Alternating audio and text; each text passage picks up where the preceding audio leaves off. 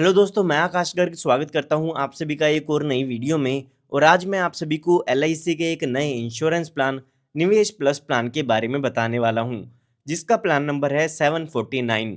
तो एलआईसी की तरफ से 14 अक्टूबर 2024 को ये यूलिप प्लान लॉन्च होने वाला है। तो अगर आप इसको बाय करना चाहते हैं अपने लिए तो 14 अक्टूबर के बाद आप इस प्लान को बाय कर सकते हैं। तो आइए इस पूरे यूलिप प्लान को डिटेल में समझते हैं। तो यहाँ पर एलआईसी का ये जो निवेश प्लस प्लान है वो एक यूनिट लिंक्ड इंश्योरेंस प्लान है, यानी कि इन्वेस्टमेंट का भी बेनिफिट मिलता है और साथ ही साथ आपको इंश्योरेंस कवर भी मिलता है। तो अगर आपकी एक ऐसी रिक्वायरमेंट है कि आपका जो पैसा है वो शेयर मार्केट में भी इन्वेस्ट हो जाए और साथ ही साथ आपका इंश्योरेंस कवर भी रहे, तो आपको यूलिप प्लान ज़रूर चूज करना चाहिए। तो जो लोग शेयर मार्केट में इन्वेस्टमेंट करना चाहते हैं लेकिन उनके पास ज़्यादा नॉलेज नहीं है और ना ही इतना टाइम है कि वो शेयर मार्केट को ट्रैक कर सकें, तो वो लोग एलआईसी के यूलिप प्लान के थ्रू अपनी इन्वेस्टमेंट कर सकते हैं। यहाँ पर आपको एक बार इन्वेस्टमेंट कर देनी है, उसके बाद एलआईसी के जो भी फंड मैनेजर होते हैं वो आपके फंड को मैनेज करते हैं और उससे जो भी रिटर्न आती है वो यहाँ पर आपको मिल जाती है। एलआईसी का ये जो निवेश प्लस प्लान है वो एक सिंगल प्रीमियम प्लान है, यानी कि इसमें आपको एक साथ प्रीमियम की पेमेंट करनी होगी। जैसे आप बैंक के फिक्स डिपॉजिट में एक साथ पैसा जमा करते हैं, ठीक उसी तरह से इसमें भी आपको एक साथ पॉलिसी के प्रीमियम की पेमेंट करनी होगी। यहाँ पर इंस्टॉलमेंट का कोई भी ऑप्शन अवेलेबल नहीं है। तो यहाँ पर जब भी आप एलआईसी को प्रीमियम पे करते हैं तो एलआईसी उस प्रीमियम के दो पार्ट कर देती है। एक है इंश्योरेंस का पार्ट और दूसरा है इन्वेस्टमेंट का पार्ट। जो भी इन्वेस्टमेंट वाला अमाउंट है एलआईसी उस पैसे को इन्वेस्ट कर देती है। यहाँ पर जो भी शेयर मार्केट होते हैं, डिबेंचर्स होते हैं, गवर्नमेंट बॉन्ड होते हैं, उनमें जो आपका पैसा है वो इन्वेस्ट कर दिया जाता है और वहाँ से जो भी रिटर्न्स आती है उनमें से कुछ चार्जेस डिडक्ट करके आपको जो भी प्रॉफिट होता है वो आपको दे दिया जाता है। तो इस तरीके से ये जो पूरी साइकिल है वो काम करती है। आइए एक बार इस प्लान की कंडीशंस जान लेते हैं कि इस प्लान को लेने के लिए क्या क्या यहाँ पर कंडीशंस दी गई है। तो यहाँ पर सबसे पहले बात आती है मिनिमम एज की, यानी कि इस प्लान को लेने के लिए जो कम से कम उम्र है वो आपकी कितनी होनी चाहिए। तो वो यहाँ पर 90 डेज की दी गई है। आप अपने बच्चों के लिए इस प्लान को लेना चाहे तो वो भी यहाँ पर ले सकते हैं। मिनिमम 90 डेज एज यहाँ पर दी गई है। उसके बाद यहाँ पर बात आती है बेसिक सम एश्योर्ड की, यानी कि इसमें आप बीमा कितना ले सकती हैं। तो यहाँ पर एलआईसी की तरफ से आपको दो ऑप्शन मिल जाती हैं। एक ऑप्शन ऐसा दिया गया है जिसमें आप कम इंश्योरेंस कवर ले सकते हैं और दूसरा ऑप्शन ऐसा दिया गया है जिसमें आप ज़्यादा इंश्योरेंस कवर ले सकती हैं। सबसे पहला ऑप्शन जो दिया गया है उसमें आप अपने सिंगल प्रीमियम का 1.2 टाइम्स इंश्योरेंस कवर ले सकते हैं। सिंगल प्रीमियम वो प्रीमियम होगा जो आप एलआईसी को यहाँ पर पे करते हैं। उसके अलावा सेकंड ऑप्शन में यहाँ पर कहा गया है कि जो भी आपका सिंगल प्रीमियम होगा उसका 10 टाइम्स इंश्योरेंस कवर आप ले सकते हैं। तो यहाँ पर अगर आप कम इंश्योरेंस लेना चाहते हैं तो ऑप्शन 1 चूज कर सकते हैं और आप ज़्यादा इंश्योरेंस कवर चाहते हैं तो आप ऑप्शन 2 चूज कर सकते हैं। उसके बाद यहाँ पर बात आती है मैक्सिमम एज की, यानी कि ज़्यादा से ज़्यादा कितनी उम्र तक के व्यक्ति इस इंश्योरेंस पॉलिसी को ले सकते हैं। तो वो यहाँ पर ऑप्शन 1 के लिए दी गई है 70 ईयर्स की। और अगर आप ऑप्शन 2 लेना चाहते हैं जिसमें ज़्यादा इंश्योरेंस कवर हैं तो उसमें मैक्सिमम एज 35 साल की दी गई है। यहाँ पर मैक्सिमम एज सिर्फ 35 साल की इसीलिए दी गई है क्योंकि यहाँ पर आपका इंश्योरेंस कवर बढ़ जाता है। उसके बाद यहाँ पर बात आती है पॉलिसी टर्म की, यानी कि जो भी ये पॉलिसी है वो आप कितने टाइम पीरियड के लिए ले सकते हैं। तो यहाँ पर अगर आप ऑप्शन 1 चूज करती हैं सम एश्योर्ड का, तो उसमें आप 10 साल से लेके 25 साल की पॉलिसी टर्म चूज कर सकते हैं। इसके बीच की कोई भी पॉलिसी टर्म आप चूज कर पाएगी। और अगर आप ऑप्शन 2 लेना चाहते हैं तो उसमें आपको 3 अलग अलग टर्म दी गई है। यहाँ पर बताया गया है कि आपकी अगर एंट्री एज 25 साल तक की है तो आप 10 साल से लेके 25 साल की पॉलिसी टर्म चूज कर सकते हैं। लेकिन अगर आपकी एज 26 साल से लेके 30 साल तक की है तो आप 10 से लेके 20 साल की पॉलिसी टर्म चूज कर सकते हैं। और अगर आपकी एज 31 से लेके 35 साल तक की है तो आप 10 साल की यहाँ पर पॉलिसी टर्म चूज कर सकते हैं। पॉलिसी टर्म का मतलब ये है कि कितने साल तक आपकी पॉलिसी यहाँ पर चलती रहेगी। उसके बाद यहाँ पर बात आती है मिनिमम प्रीमियम की, यानी कि इस पॉलिसी को लेने के लिए कम से कम प्रीमियम आपको कितना पे करना होगा। तो वो अमाउंट यहाँ पर 1,25,000 रुपये का दिया गया है। पहले इस पॉलिसी में यहाँ पर जो मिनिमम प्रीमियम था वो 1,00,000 रुपये का था, लेकिन अब इसे 1,25,000 रुपये कर दिया गया है।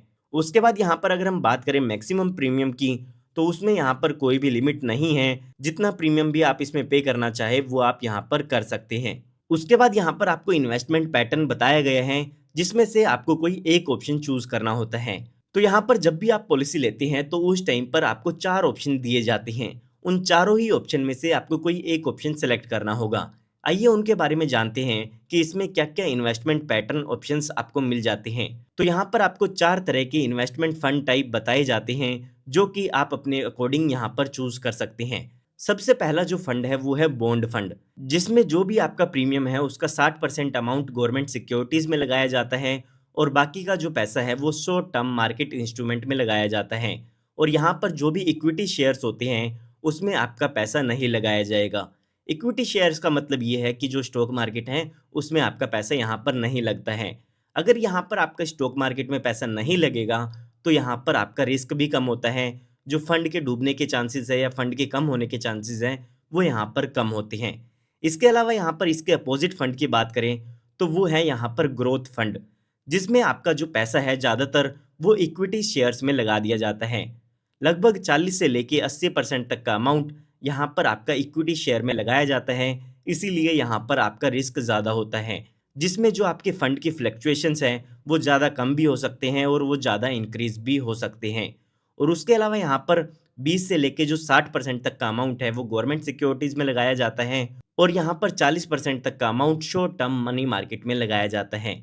ठीक इसी तरह से यहाँ पर उसके बाद आता है बैलेंस फंड। बैलेंस फंड जैसे कि नाम से ही पता चलता है कि यहाँ पर कुछ पैसा यहाँ पर रिस्की एसेट में लगाया जाता है और कुछ पैसा नॉन रिस्की एसेट्स में लगाया जाता है। तो यहाँ पर 30 से लेके 70% तक का अमाउंट आपका इक्विटी शेयर में लगाया जाएगा, 30 से लेके 70% तक का ही अमाउंट गवर्नमेंट सिक्योरिटीज़ में लगाया जाएगा और बाकी कुछ पैसा आपका शॉर्ट टर्म मनी मार्केट में लगाया जाता है। यहाँ पर जो भी गवर्नमेंट सिक्योरिटीज़ होती है या कॉरपोरेट डेट होते हैं वो यहाँ पर एक सेफ इन्वेस्टमेंट ऑप्शन माने जाते हैं जहाँ पर रिस्क कम होता है। तो अगर आप बैलेंस फंड चूज करते हैं तो यहाँ पर आपके फंड पर मीडियम रिस्क होता है। उसके बाद यहाँ पर आपको सिक्योर्ड फंड का भी ऑप्शन मिलता है, जिसमें 15 से लेके 55% तक का अमाउंट आपका इक्विटी शेयर्स में लगाया जाता है, 45 से लेके 85% तक का अमाउंट आपका गवर्नमेंट सिक्योरिटीज में लगाया जाता है और लगभग 40% तक का अमाउंट आपका शॉर्ट टर्म मनी मार्केट में लगाया जाता है। इस फंड में आपको लो से मीडियम तक का रिस्क मिल जाता है। तो अगर आप जितना रिस्क लेना चाहते हैं यहाँ पर उसके अकॉर्डिंग आप अपना फंड चूज कर सकते हैं। यहाँ पर अगर आप हाई रिस्क फंड चूज करते हैं तो उसमें आपके प्रॉफिट होने के भी चांसेस ज़्यादा रहते हैं और अगर आप यहाँ पर लो रिस्क यहाँ पर चूज करते हैं तो यहाँ पर आपको हो सकता है लो रिटर्न मिले, लेकिन आपका यहाँ पर जो फंड है वो सिक्योर रहता है। आइए अब एक एग्जाम्पल की मदद से इस पॉलिसी को समझते हैं। तो यहाँ पर हम मान लेते हैं कि जो आपकी एज है वो 30 साल की है और जो आप पॉलिसी टर्म लेना चाहते हैं वो हम यहाँ पर 20 साल की लेना चाहते हैं। साथ ही साथ हमें यहाँ पर सिंगल प्रीमियम बताना होगा कि हम इसमें कितना प्रीमियम पे करना चाहते हैं। तो अभी के लिए हम मान लेते हैं कि हम 2 लाख रुपए इसमें प्रीमियम पे करना चाहते हैं। साथ ही साथ हमें यहाँ पर सम एश्योर्ड का ऑप्शन भी सेलेक्ट करना होगा कि हम कितना इंश्योरेंस कवर चाहते हैं। तो हमें यहाँ पर 2 ऑप्शन मिलते हैं। अभी के लिए हम मान लेते हैं कि हम ऑप्शन 2 सेलेक्ट करना चाहते हैं, जिसमें हमारे सिंगल प्रीमियम का 10 टाइम्स इंश्योरेंस कवर मिलता है।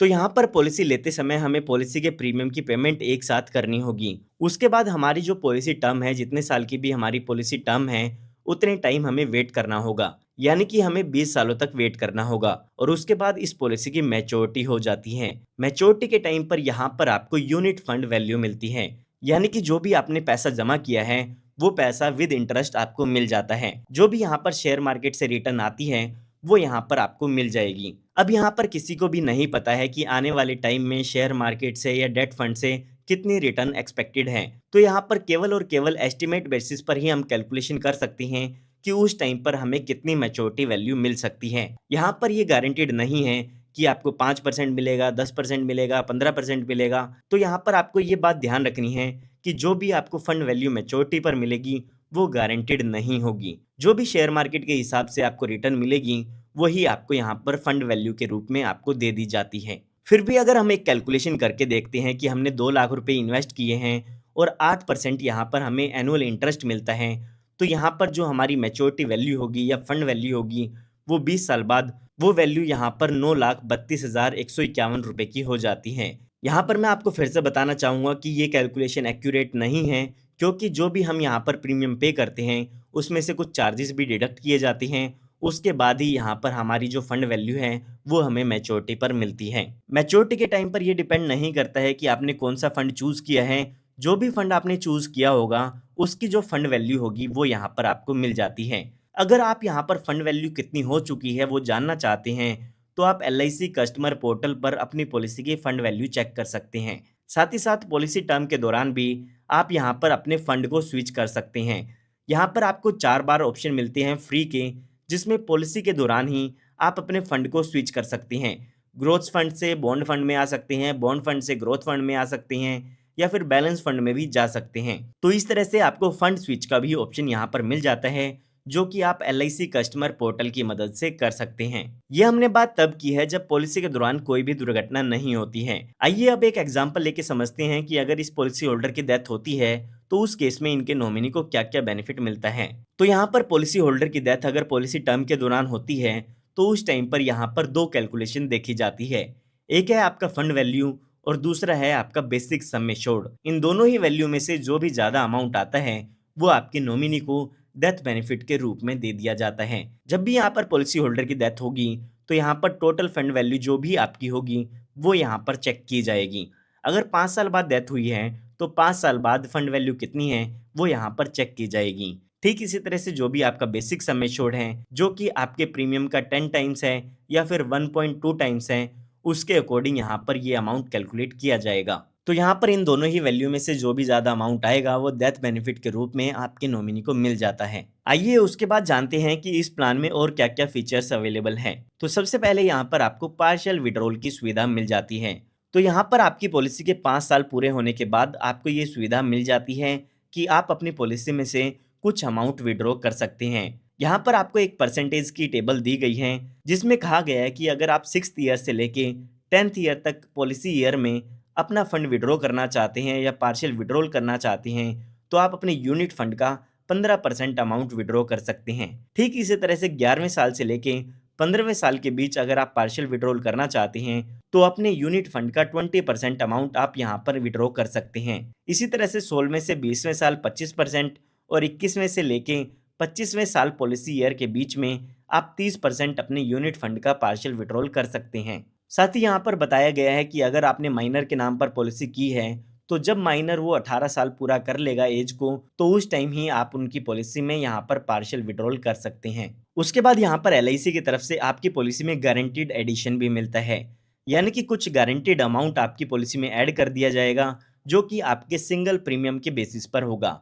यहाँ पर आपकी पॉलिसी का जब 6 ईयर एंड होता है तो उस टाइम पर आपके सिंगल प्रीमियम का 3% अमाउंट गारंटीड एडिशन कर दिया जाता है। ठीक इसी तरह से आपकी पॉलिसी का जब 10वां साल एंड होगा उस टाइम पर गारंटीड एडिशन आपके सिंगल प्रीमियम का 4% ऐड कर दिया जाएगा। इसी तरह से 15वें साल में 5%, 20वें साल के एंड में 6% और 25वें साल के एंड में 7% गारंटीड एडिशन आपकी पॉलिसी में ऐड कर दिया जाता है। काफ़ी लोग यहाँ पर समझते हैं कि ये यूनिट फंड का परसेंटेज दिया गया है, लेकिन आपको ये बात ध्यान रखनी है जो भी आपका सिंगल प्रीमियम आप इन्वेस्ट करते हैं उसकी ये परसेंटेज दी गई है। उसके बाद हम बात करते हैं फंड स्विचिंग की। तो यहाँ पर मैंने जैसे कि आपको बताया कि पॉलिसी लेने के बाद भी आप अपने फंड को स्विच कर सकते हैं, एक फंड से लेके दूसरे फंड को भी आप ले सकते हैं। यहाँ पर आपको एक पॉलिसी ईयर में 4 बार फंड स्विच करने का फ्री में ऑप्शन दिया गया है। उससे ज़्यादा अगर आप स्विच करते हैं तो 100 रुपीज़ आपको पर स्विच यहाँ पर चार्ज किया जाता है। आइए उसके बाद हम बात करते हैं कुछ चार्जेस की जो कि LIC आपके यहाँ पर फंड वैल्यू में से डिडक्ट करती है या आपके जो प्रीमियम है उसमें से डिडक्ट करती है। तो सबसे पहले नंबर पर यहाँ पर आता है प्रीमियम एलोकेशन चार्जेस। तो यहाँ पर जो भी आपकी यूनिट्स LIC बाय करती है तो उसके लिए यहाँ पर LIC एक प्रीमियम चार्ज करती है जिसको हम प्रीमियम एलोकेशन चार्जेस कहते हैं। यानी कि कुछ चार्जेस LIC आपके प्रीमियम में से डिडक्ट कर लेती है ताकि आपकी जो यूनिट्स हैं वो LIC बाय कर सकें। तो ये चार्जेस आप स्क्रीन पर देख सकते हैं। अगर आपने ऑफलाइन पॉलिसी बाय की है तो आपके सिंगल प्रीमियम का 3.3% amount as a premium allocation charges charge किए जाएगी, और अगर आपने ये पॉलिसी ऑनलाइन बाय की है तो आपके सिंगल प्रीमियम का 1.5% अमाउंट ये चार्ज किया जाता है। उसके बाद यहाँ पर जो दूसरा चार्ज डिडक्ट किया जाता है वो है मोर्टेलिटी चार्ज। तो यहाँ पर जो भी आपको लाइफ इंश्योरेंस कवर प्रोवाइड किया जाता है उसकी एक कॉस्ट होती है, तो वो जो ये कॉस्ट होती है उसको हम यहाँ पर मोर्टेलिटी चार्ज कहते हैं। तो यहाँ पर अगर आप ज़्यादा इंश्योरेंस कवर लेते हैं तो ज़्यादा मोर्टेलिटी चार्जेस डिडक्ट किए जाते हैं, और अगर आप कम इंश्योरेंस कवर लेते हैं तो यहाँ पर कम मोर्टेलिटी चार्जेस डिडक्ट किए जाते हैं। साथ ही साथ ये आपकी एज पर भी डिपेंड करता है कि आपकी एज ज़्यादा है तो ज़्यादा मोर्टेलिटी चार्जेस होंगे, और अगर आपकी एज कम है तो कम मोर्टेलिटी चार्जेस यहाँ पर होते हैं। उसके बाद यहाँ पर बात आती है फंड मैनेजमेंट चार्जेस की।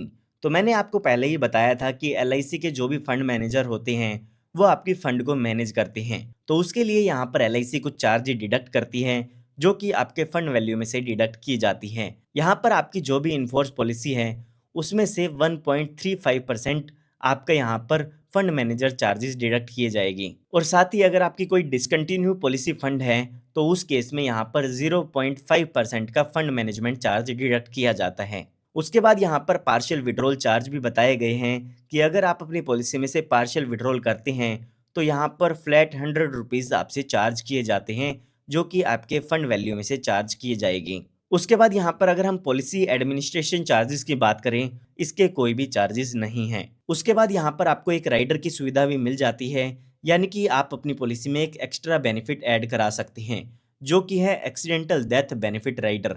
इसका जो भी प्रीमियम होता है या जो भी चार्ज होता है वो आपके फंड वैल्यू में से ही डिडक्ट कर लिया जाता है। उसके बाद यहाँ पर बात आती है पॉलिसी सरेंडर की। तो यहाँ पर कई बार ऐसा होता है कि आप अपनी पॉलिसी को बंद कराना चाहते हैं, तो यहाँ पर 5 साल का लॉक इन पीरियड दिया गया है।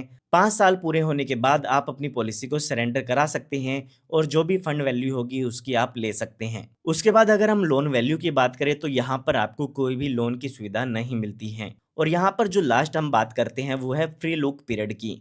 तो कई बार ऐसा होता है कि आप पॉलिसी ले लेते हैं और उसकी टर्म्स एंड कंडीशन आपको समझ में नहीं आती है, तो उस केस में यहाँ पर एलआईसी की तरफ से आपको 30 दिन का टाइम पीरियड मिल जाता है। 30 दिन के अंदर अंदर आप अपनी पॉलिसी को कैंसिल भी करा सकते हैं। तो यहाँ पर मैं उम्मीद करता हूँ कि एलआईसी के निवेश प्लस प्लान की आपको कंप्लीट इन्फॉर्मेशन मिल गई होगी। फिर भी अगर आपको कोई डाउट है तो आप मुझसे कमेंट में पूछ सकते हैं, जल्दी से जल्दी मैं उसका रिप्लाई करने की कोशिश करूंगा। साथ ही साथ आप हमारे चैनल को सब्सक्राइब कर सकते हैं क्योंकि इस तरह की लेटेस्ट वीडियोस मैं आप सभी के लिए लाता रहता हूं। धन्यवाद।